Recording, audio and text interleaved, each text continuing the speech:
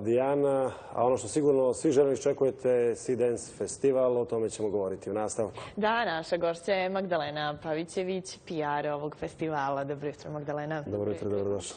Bolje vas našli. Pa šta ima novo kada je riječ o Sea Dance-u? Kako teko pripreme?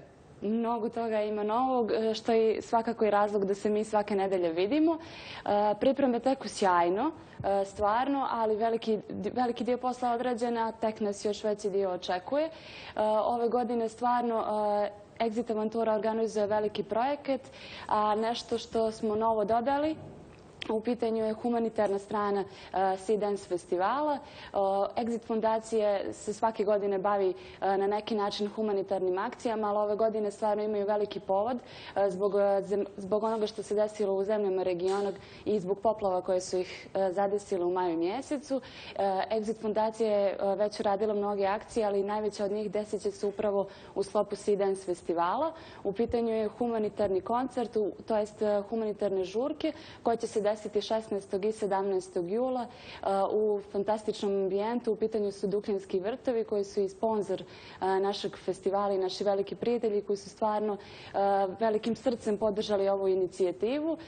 Ono što je bitno da istaknem je da su ove VIP žurke jako posebne iz razloga što će na njima gostovati u stvari Example i Jamiroquai, to jest oni će prirediti žurke za VIP posjetioce Dukljanskih vrtova.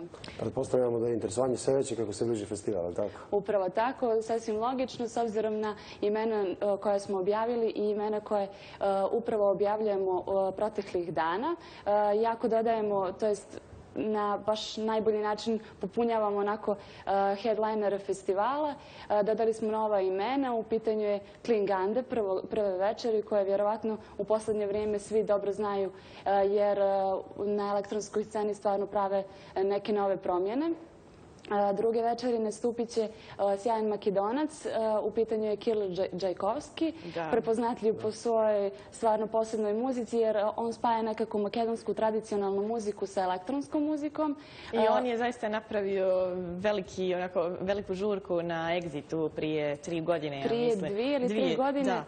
Moguće 3, jer znam da sam prisustvovala na Fusion Stage. Jer zaista su svi rekli da je bilo sjajno. Da, sjajno. Stvarno su napravili sjajan koncert. Ja sam prisustvovala Underworldu, koji su 2011. godine na Exitu napravili stvarno sjajnu atmosferu, tako da nas to isto očekuje i na Sea Dance festivalu. Da, kada je riječ o rider listama, da li je bilo nekih posebnih zahtjeva od strane izvođača?